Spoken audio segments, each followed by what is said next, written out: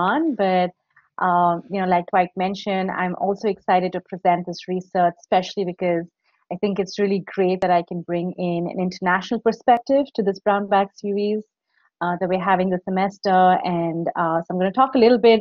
This is in context of some field work that I was involved with when I was working in India with a research think tank.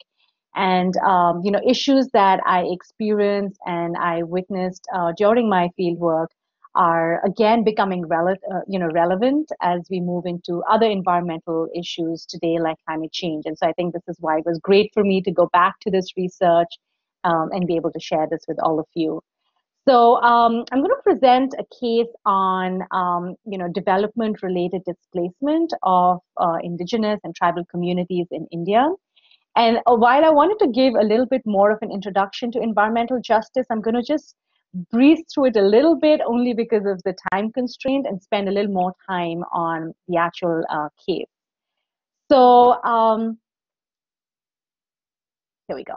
So environmental justice in terms of its broader definition and the way it's understood is it's the fair treatment and meaningful involvement of all people, regardless of race, color, national origin, or income, with respect to development, implementation, or reinforcement of environmental laws, regulations, and policies. So essentially, it's to ensure that no one group or a group of people or communities are unfairly subject to any kind of implementation of laws and policies. And in this case, it would also mean in the context of development. And so this is, a definition that's used predominantly with the US EPA.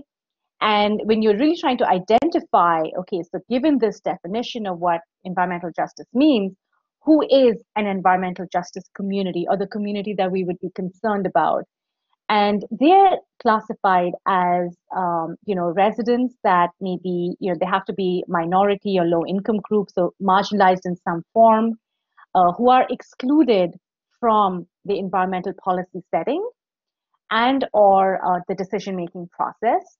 They're subject to a disproportionate impact from one or more environmental hazards and experience a disparate implementation of environmental regulations, requirements, practices, and henceforth. So again, when the community is marginalized based on certain indicators such as their race, ethnicity, or income, and you're seeing disproportionate access to policymaking, and they face larger burdens from these environmental hazards, those are generally the context within which we study these environmental justice communities. And the EPA, of course, has its own division that actually oversees environmental justice issues. This was after an executive order in the 1990s was passed by President Clinton. So we're seeing a lot more conscious effort to ensure that some groups are not marginalized when it comes to environmental justice.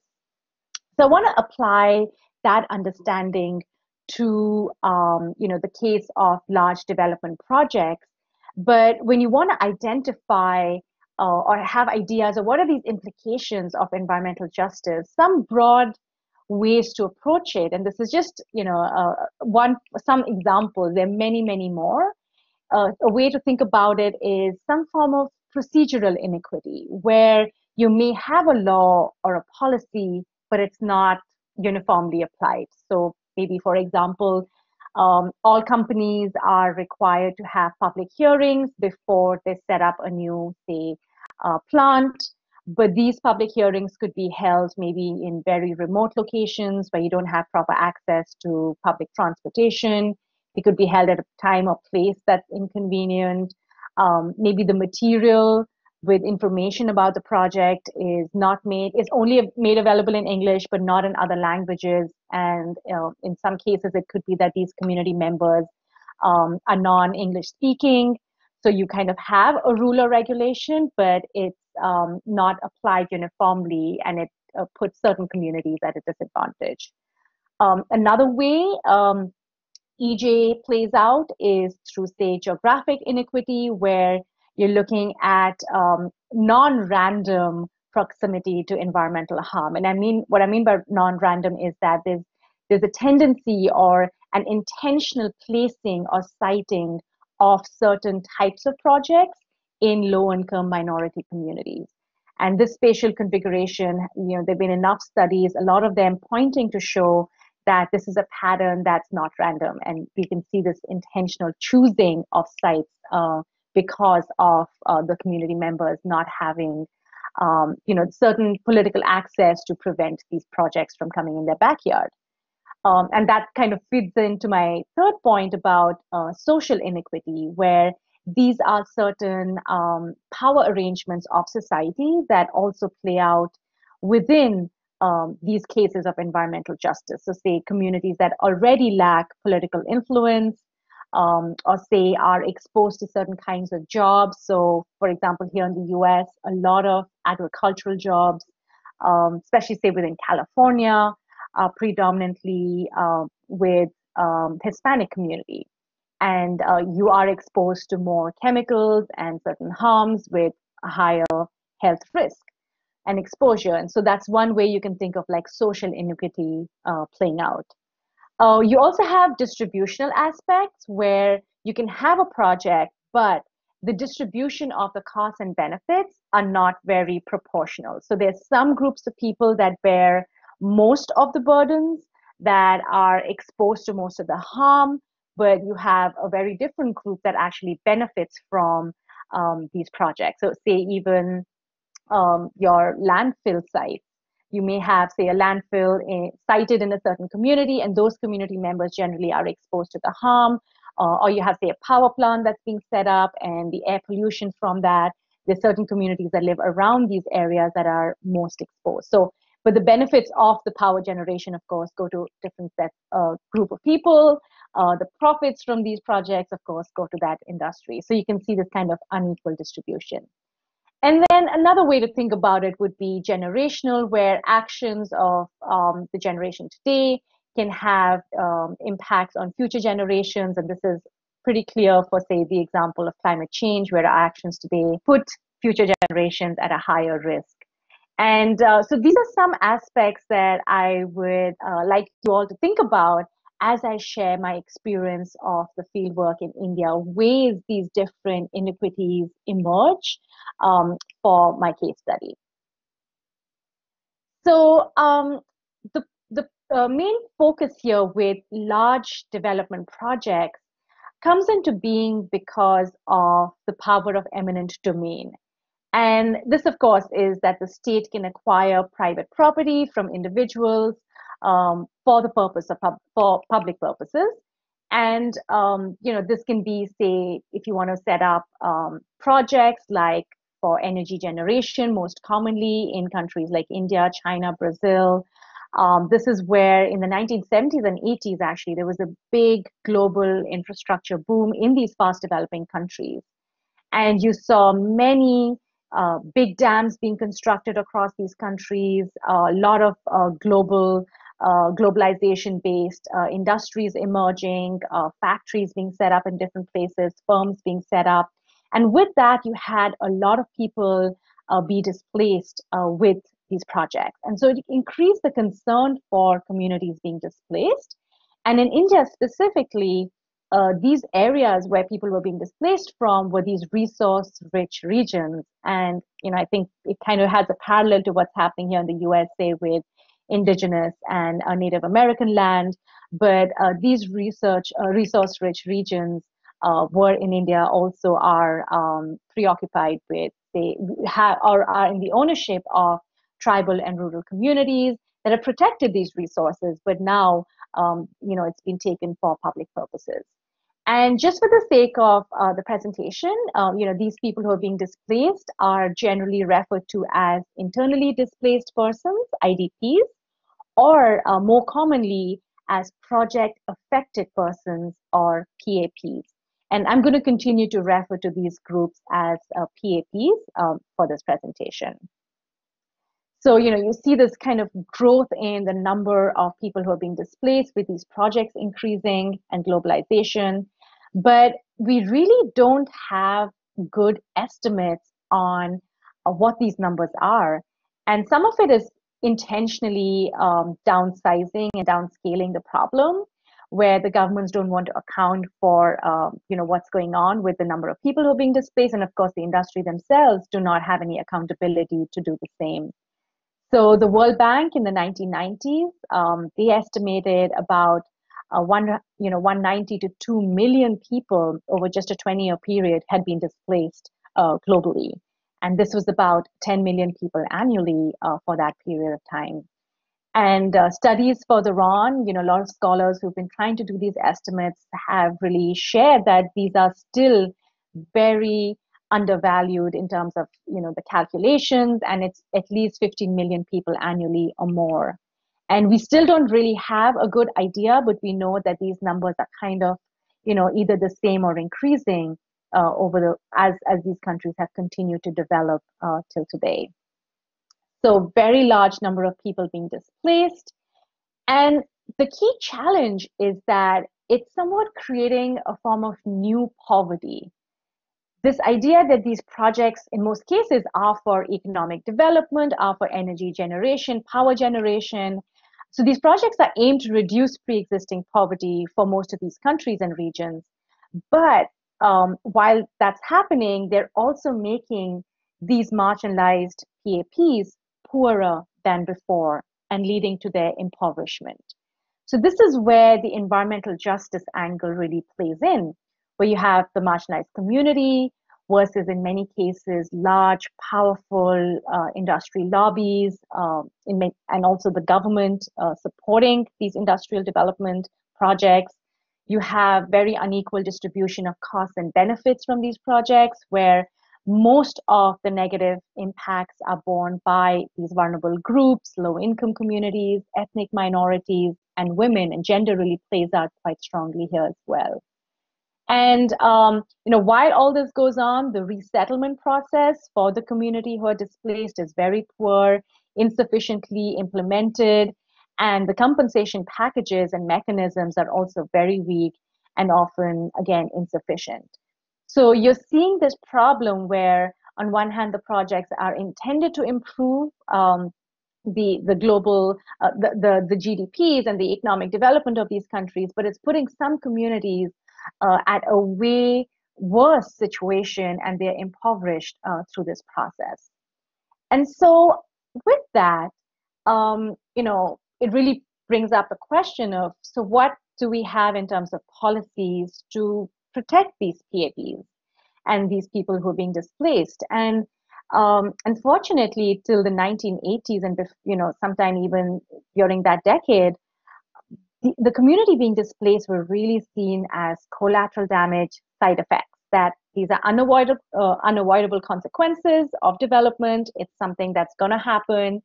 And there weren't sufficient mechanisms to really ensure that they were taken care of. So there was a very basic cost-benefit analysis done based on just the valuation of land, but not so much about really helping the community relocate and settle down.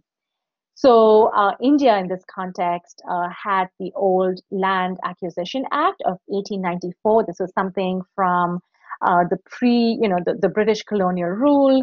And it was something that the country kind of took forward even after its independence.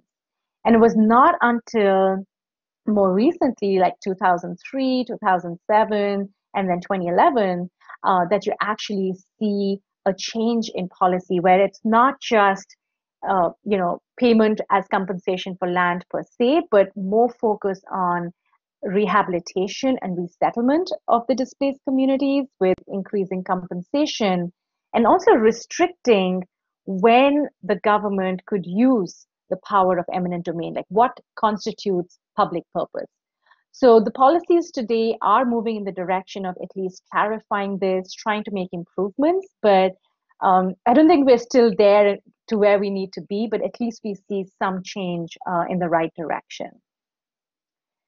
So, it was the World Bank that actually brought in an interesting aspect for the resettlement and rehabilitation by defining what successful resettlement means. And this was where they tried to create a shift from what was happening in terms of the communities being impoverished. And they actually received a lot of backlash for funding large projects like the big dams across the developing countries. And I think a lot of this came as a way to save their face given the repercussions of those projects. And in fact, in India, one of the big hydro dams of the Narmada Valley, that was one of the first projects that the World Bank actually withdrew funding because of the pushback they got in terms of the social and environmental impacts these projects were having. So a lot of, from all of those issues, one thing good was like they came up with certain policy improvements, directions, recommendations of what should be done for rehabilitation and resettlement. And they pushed this idea that successful resettlement is when the livelihoods and standard of living of the PAPs is improved or at least restored to pre-displacement levels. So it was this opportunity for development. It was this idea that, we want to reduce displacement first, like we want to make sure we use alternatives or site projects in ways where the number of people displaced is reduced, but then also that the livelihoods or the standard of living or the conditions for these PAPs is at least improved wherever possible, or at least maintained when these projects are implemented. So this was a way that the World Bank really tried to create change. And then there were some projects across different countries where some measures were being taken to do so. But in India specifically, the policies weren't sufficient to make that happen. So one, even though we did have the rehabilitation resettlement policies, they were very improper. There wasn't sufficient implementation of it. Only about 1/3 of the people who were being displaced were actually resettled in some form. Many of them were just kind of not acknowledged within the process. And there's a lot that we don't have sufficient documentation for as well. The second is that the compensation mechanisms or the approach are very rigid and insufficient. So it's primarily based on just restoring the few assets, in most cases, just the land that's been lost. So you're just trying to give them the value of the land in current valuation. There was no consideration of how this compensation would enhance someone's livelihood or help them for time to come, future opportunities. It does not include any kind of food insecurity protections or just what it means when these communities who are very, very dependent on their land lose that as a subsistence form. How does that impact even future generations? So it was mainly about physical relocation, but not looking at economic and social impacts these communities also experienced, and which actually was one of the reasons why resettlement was not being successful, because it was not really looking at it from a holistic form. And some scholars have, like Cernia, Michael Cernia, he's somebody who is quite well established in the field of displacement of communities from large projects. And he created this list of risk of impoverishment that these communities experience. And just to go over them really quick, one, of course, landlessness, because you're losing the land that's their main, you can think of it as like asset that the communities own and possess. The second is joblessness, because most of these communities are unskilled, are used to subsistence level farming, are uneducated, and do not have many job opportunities once the land that they're dependent on is taken from them. And so many times these communities have been forced into just manual labor, seasonal labor, which has its own challenges. Homelessness, because from this, once you lose your land, that directly impacts what happens to that generation and future in terms of homelessness. Marginalization, these communities are now further marginalized because they are also, there's like the last point here, you have social disarticulation, where you're separated from your social networks, your support systems, and that makes them, struggle even further. And just to give you some more examples, for example, like these communities don't have access to the formal financial institutions that exist in some countries, like banks and loans, and they're very dependent on the informal institutions that is their social network for, say, borrowing money and setting up businesses, and things like that. And so all of those networks also heavily impact their survival chances, and those are also, in most cases, damaged or destroyed. And so with that, you have, increased mobility, mortality rates increase. You have food insecurity because the land that they've cultivated for their own subsistence and survival is also taken away. So, all these different forms, actually, and this is just, broad list of impacts these communities are at a risk of experiencing. And this is where I think the change in policy and trying to ensure that we can prevent this really is coming about. So my experience was with a research think tank, like I mentioned, in the central part of India in Madhya Pradesh. This is like the state of Madhya Pradesh. And this is where a very large mega, actually ultra mega power plant was being set up. And this is over 4,000 megawatts of energy generation, very, very large. And therefore, it required, of course, a large, access to land to set up this plant. And this is an area that has already also been impacted by large dams previously from the 1970s, 80s, and onwards. And so you had a lot of community members who had already been, lost their land in one place, moved, and then experiencing displacement once again. So this is a region that has been experiencing it for a while. And this is just to give you a little bit of an idea of what these large projects look like visually. And unfortunately, they stick with the fossil fuel development for these regions. So I wanted to share some pictures to give you more of an idea of what these communities were before they were being displaced. Very, very self-sufficient. So if you look at, say, the image to the left, you can see that they have, it's very green. They use, their houses are made of materials that are environmentally, they keep the temperature cool in summer, warm in winter. So they regulate, it's regulated through these materials naturally. On the right, the image, you can see very fertile lands, green. The community grow their own rice, wheat, fruits and vegetables. These are the trees that they depend on. They have their own herbs. So everything that they need access to, including water, they have access to wells and groundwater in these regions. So very green, fertile, and they grow their own food.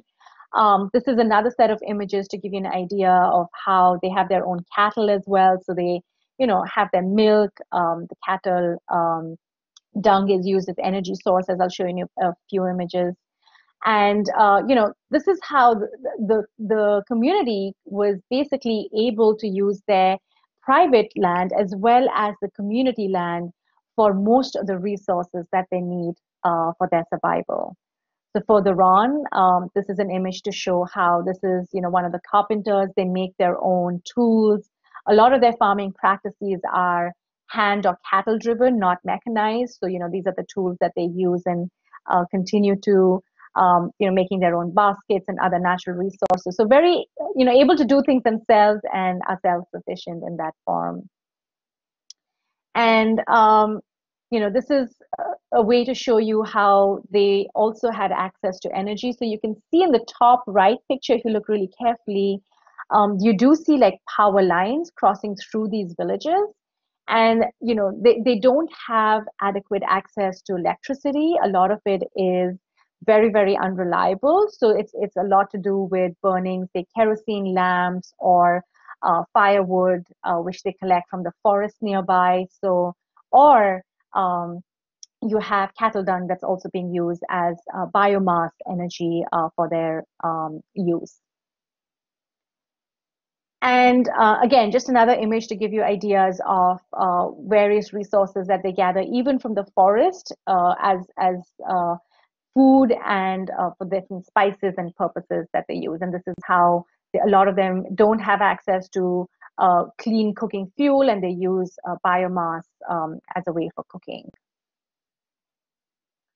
And they are some access to commercial goods, but most of their livelihoods and needs are met through barter systems. So, monetary use of money is there for a few products, but in most cases, it is, you grow what you need, you exchange it with your neighbor, and that's how a lot of the community members have made it through.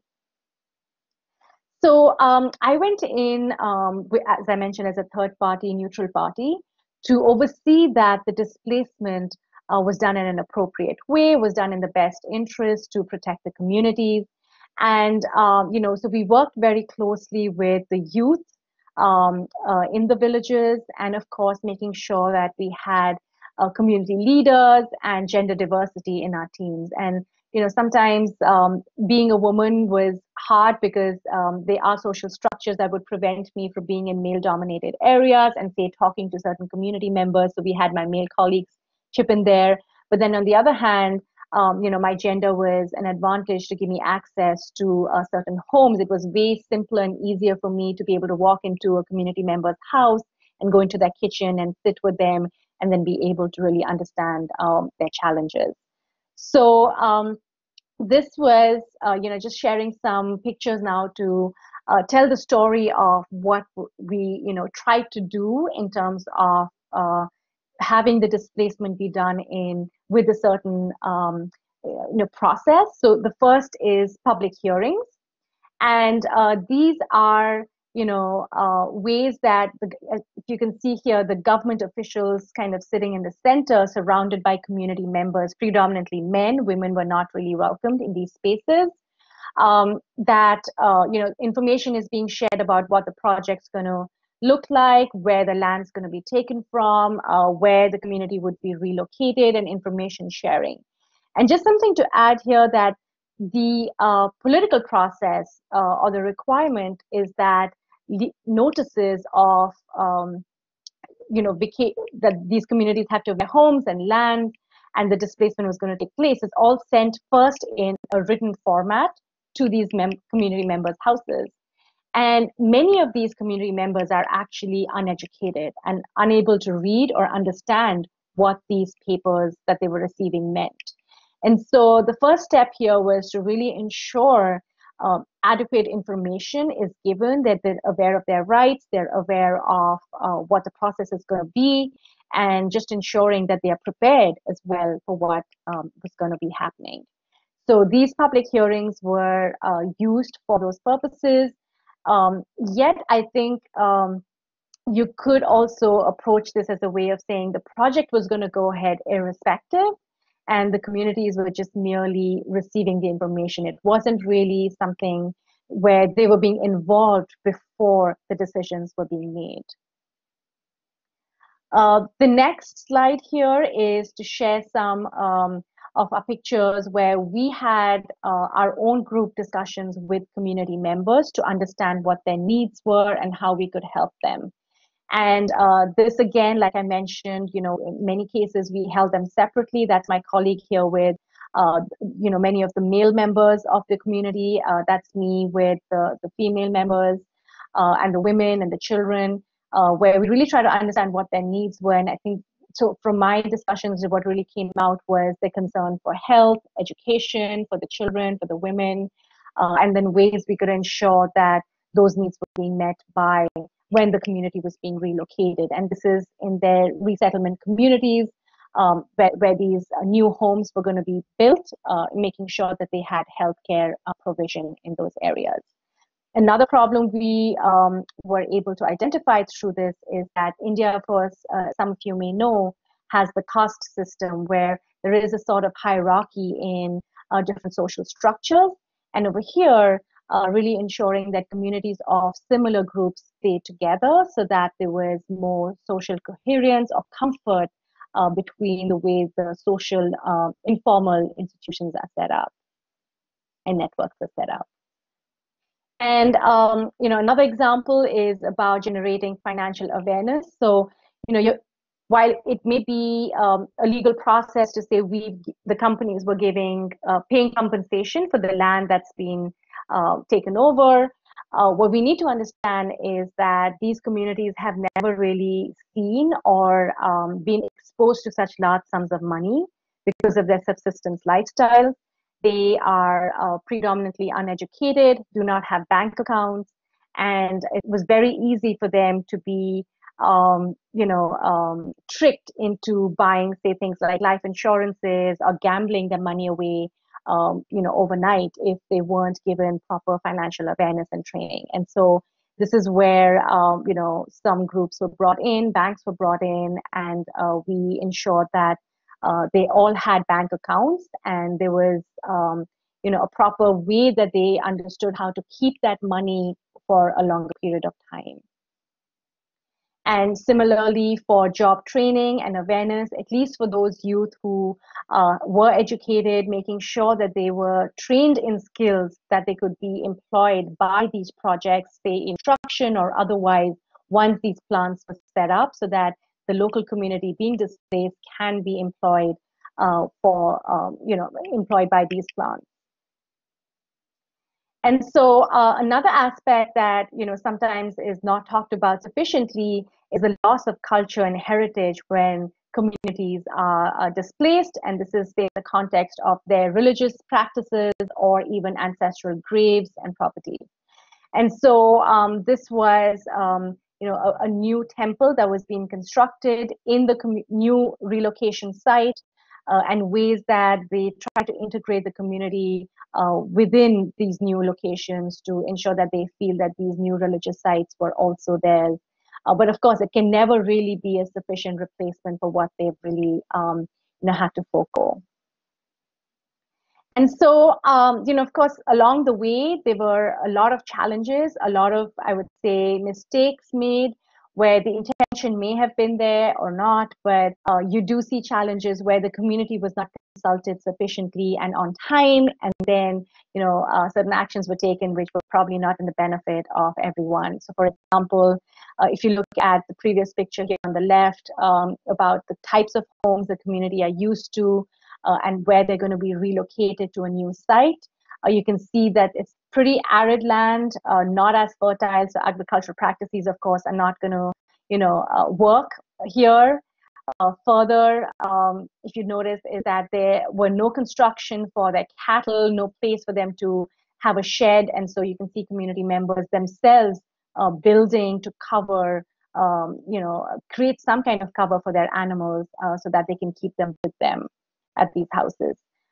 Further, a lot of this is like brick concrete houses, not the materials that these communities are used to, but also the fact that, like I mentioned, they're more, they're not weather sensitive in that sense. And then also when you have flat roofs made of concrete, it's very hard to expand or build above it.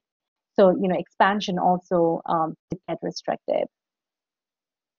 And, this is what the power plant looked like once it was constructed. So those green areas completely wiped out with these large scale projects being constructed. This is a picture from the official power plant site, and you can see these, iconic stacks, the power plant stacks here up with their red and white stripes as a way of, development in that region.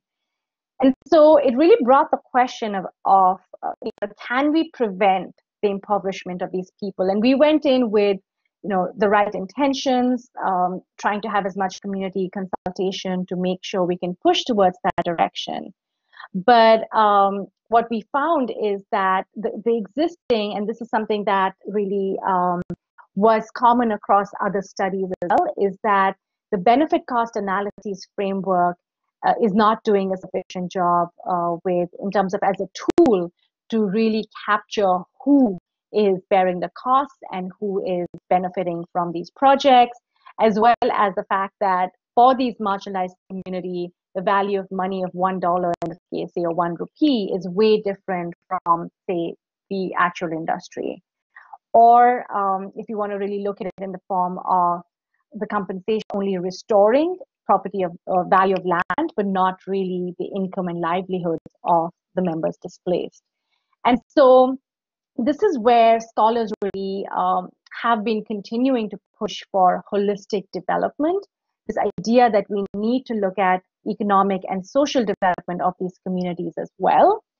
And creating things like some form of additional financing, moving away from a compensation-centered practice or income improvement approach. And some of this is being implemented, but those cases are very, very few. And I just wanted to share some examples here where a study by the World Bank found that when projects have set aside and invested sufficiently in resettlement financing, that means financing the resettlement of these communities, the implementation performance of these resettlement programs is higher. So when they had like a ratio of 3.5 or more, the displacement difficulties were fewer. That means there were sufficient resources to at least try to make the process work better.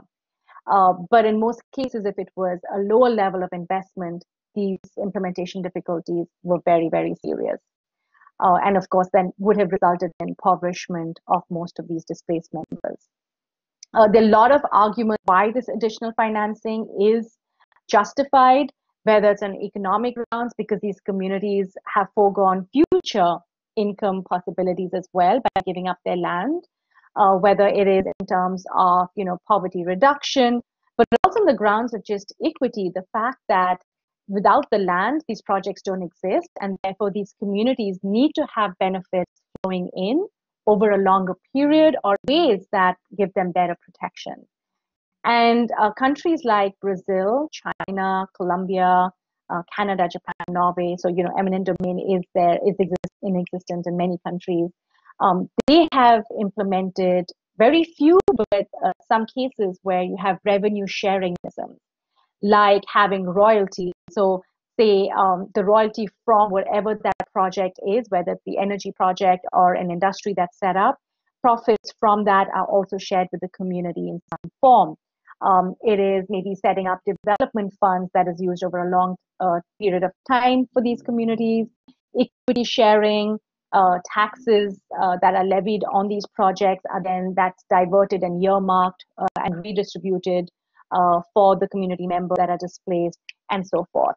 So there are some mechanisms that already exist, but there are very, very few cases in that direction.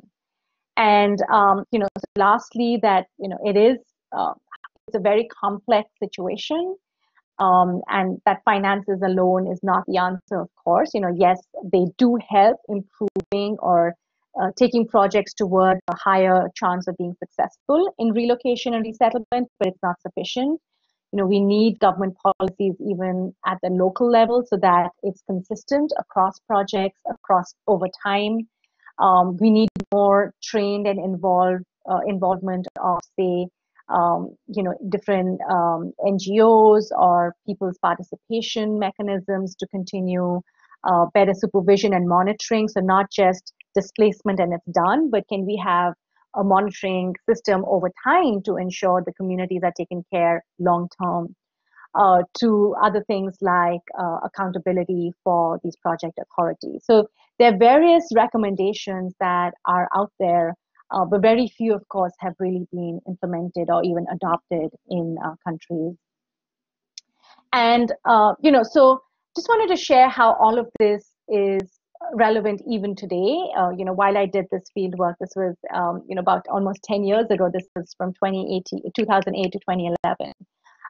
But these lessons learned are applicable, of course, with continued displacement with these projects, large development projects that are being implemented in fast developing countries, but also with one of the key emerging environmental challenges, and that's climate change. And in the case of climate change, many communities right across the world are being displaced. from their homes. In some cases, it's voluntary where they move, because the government may have provisions for them, but it may also be involuntary where they have no choice. Maybe it's sea level rise and you cannot live there anymore and you have to move. It could be something that's managed where it is something controlled by the governments, planned, the relocations done in a systematic way, or it could be mere survival migration where communities have absolutely no support but no choice and they have to move in order to survive. So the different ways that this form of involuntary displacement or people being, people moving from their homes is continuing in different forms. But I think the lessons learned are in ways that we can develop policies to address this problem. I think there are a lot of lessons that we can kind of bring in for climate-induced displacement as well. So yeah, with that, I thought I'll just kind of maybe stop here and see if you have any questions. And these are some of my references, but if you do need my PowerPoint or any other information, I'd be happy to share that as well. Excellent. Thank you, Dr. Rai. Thank you. Thank you. I have a lot of questions, but first, I see Melinda, do you have a question? You can turn on your mic, or if you prefer, you can just type it. Oh, yeah, I do have a question. Thank you for your very interesting presentation. I'm a professor in the English department and I teach linguistics, and I teach a course called sociolinguistics, which is one of my strong interests. And so I was curious about what the native language was of the group that you worked with, what language you interacted with them in. I know India is quite multilingual. And then if they were relocated to a place where that language had the same prestige, or what prestige that language had in their new home.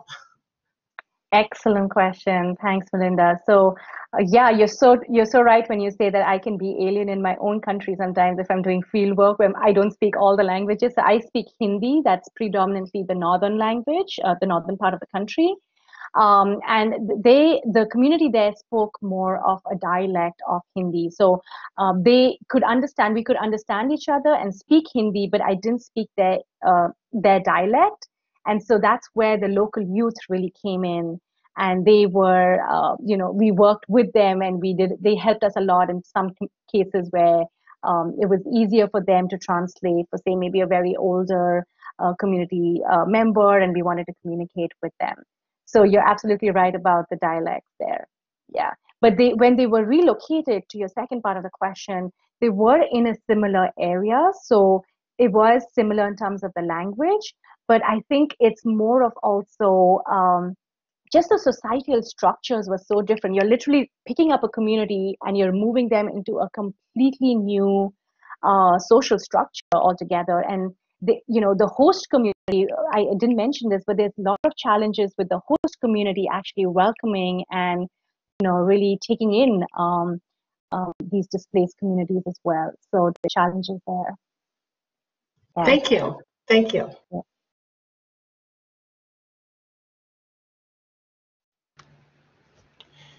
Can I ask a couple questions? Sure. Cool, thank you. First of all, so they had these public meetings, and I thought you analyzed that very well. And you're talking about meetings where first they post the announcement, and 95% of people can't read the announcement. No women are at the event. There's probably hierarchies within the community already at that maybe precondition how the event plays out. So it looked to me, the event kind of looks like maybe it's good for show. It shows, that the government can say we did something, we reached out to people, but it wasn't necessarily very effective for the people. So are there any other means that the people resorted to? I mean, did they have strikes? Did they try to shut down the roads or anything else? Is there any other way that they ever tried to express their concerns? Great question. So yes, we had a lot of there were some, you can say, protests at these events too, where I wouldn't call it violent. We were very fortunate that this area, there wasn't much violence, but there was this kind of, pushback on not wanting to move. In fact, I just want to share one or two slides. So this is not from my project, but if we, look at, say, a lot of the large dam projects that were being, where you just literally start flooding villages. You just create the dam and the water levels keep rising, and communities that refuse to move are basically, your house just starts going underwater. So this is where, in case of large development projects in India, you had a lot of protests that took place. You had, luckily, presence of activists and media personalities that really helped generate awareness. So many times, if it's just happening locally in these remote areas and the news doesn't cover it, the impact is very limited. And so in the case of the Narmada Dam that was also in this region, you had activists that came out, and they brought with them documentary filmmakers, international actually filmmakers as well. And that really generated pressure for the government, for the World Bank also in this case, to make sure it was done properly, or at least prevent, drowning of all these villages and large scapes of land. So yes, there was violence, but in most cases it's very peaceful protesting as a way to kind of try and stop this from going forward. And unfortunately, these communities lack political access and power, and it's sad that in most cases these projects have gone through irrespective. That's useful. Thank you. Yeah, I suspect it's because they lack access to political power. That's why this spot was picked in the first place. Exactly. It's an easy target. And by the way, your photos are excellent. They really help, especially the before and after. I mean, you see these idyllic communities, and it's green, and it looks peaceful, calm, and then there's just brown and steel, and it has such a striking contrast. I also want to ask a little bit about the current political situation in India. Like the U.S., there's, as I understand it, with Modi, more of a nationalistic tone going on right now, which I think favors certain groups within India more than others. Do you see nationalism? And you at the end of your presentation, you're talking about, okay, if we don't stop this, if we don't do something different, this is where we're headed. It's going to be more displacements, etc. Do you see nationalism playing a role in either slowing down this process or speeding it up, or does it not make a difference? Now that we have this movement towards nationalism, does it mean anything? Does it have anything to do with this? That's a great question, because I think the Modi government has been pretty, as you mentioned, the populist government of the Hindutva party. So it's all the Hindu religion support, and it created a lot of communal divisions, which have, it has been a challenge in the past as well in India. But I think in terms of these projects, I feel, this is just, my take on it. I feel that they haven't, I wouldn't say the oppositional party, in this case, the Congress or other parties, would do it differently. I think the government, unfortunately, is more pro development, is more pro-industrial growth, and they're going to go ahead with these projects as they have in the past. I think maybe one thing though would be with the Modi government is that he's been, a little more, I would say a little concerning in terms of how he goes in to get things done. So I don't know if he's going to, maybe try and at least have proper resettlement, but we haven't really seen much attention being given to these communities because they're so marginalized. And it's mainly been the government kind of wanting to see development, using that as like their tone or their, way that they even talk about it. It's like the losses the country goes into, or like the millions of homes that can be electrified through these projects and things like that. So I think that's going to continue. So may not be too much difference across party lines. And that's kind of like, that's how I'm kind of seeing this. Okay, yeah. What about the World Bank? Are they changing? Do you see any differences? I think one thing for sure is that big hydro dams are definitely no more considered, even like renewable energy, I would say. I think there's a huge conversation that, hydropower is renewable, but large hydropower dams, like the scales that they've been constructed in, say, India, China, Brazil, are not renewable because of the damage it does to large scale ecosystems and the community. But I think the World Bank is continuing to fund other forms of projects, infrastructure projects. And, I think I've seen continuation even in the African continent. But, so I think that's going to continue, but they're just going to do it through different types of projects. So hydropower is out, but other forms of development projects seem to be continuing at this moment. Yeah, I'd like to think that they're getting a little bit better at talking to communities, not just talking to the powers that be. But I think there's still more work that needs to be done there. Yeah. Right. I could take the liberty of asking one more question. Forgive me for asking. Please. Have you done any updates with this community, or is there any plans to do like a follow-up study where you go back and visit them and see where they're at now, about 10 years later? I know. So Dwight, actually, unfortunately, I had fallen sick before the project ended. I contracted tuberculosis on site and I had to be evacuated. And I haven't been able to go back since then. And I did try actually, try and see what the development was, what the site even looks like after the construction.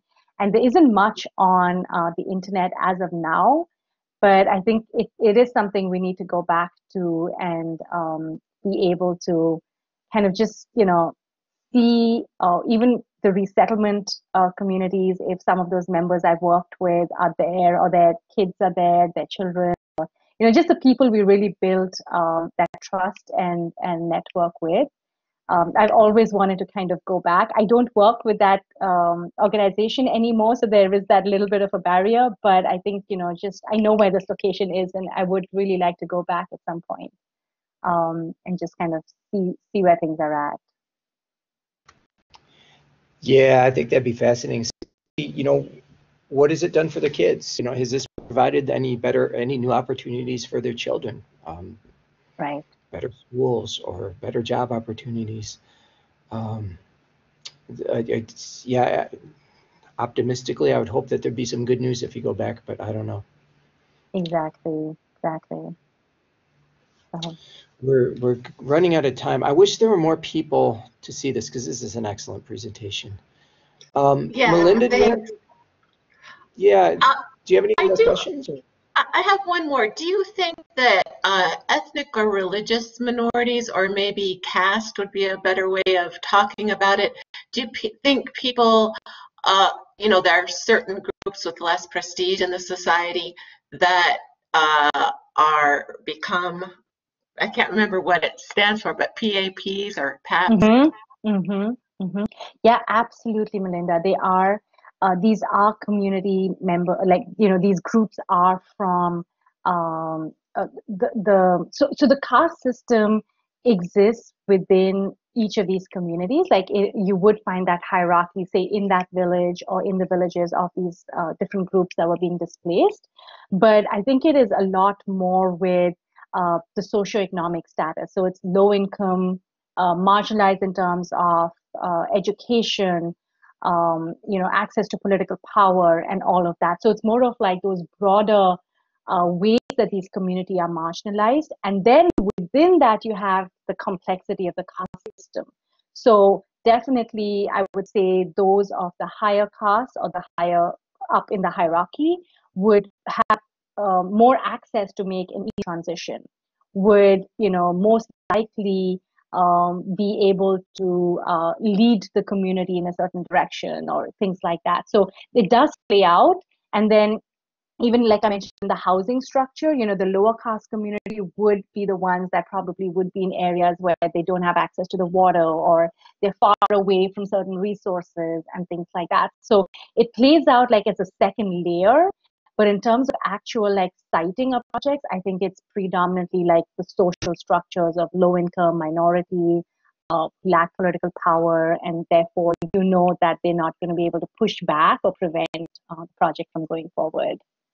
Oh, that's really interesting. I didn't realize that, like, within the community, then the caste system was at play. So then when they are relocated, probably those differences in access it's just sort of replicated in the new place. It's not broken down and suddenly utopian equality reigns. Exactly. And if we don't, pay attention to, so say usually if you want to like distribute houses to the community members, you'd probably just go down a list, but you don't look at the cost. And you're mixing people from different groups and making them, become neighbors and things like that. And which is, something you'd want to do eventually in terms of integration, but that's not the best way to do it. You would want to do it with community consultation, with how they would like to create that new system. Thank you. Excellent. Our time's up, so I'm going to stop our recording here if I can.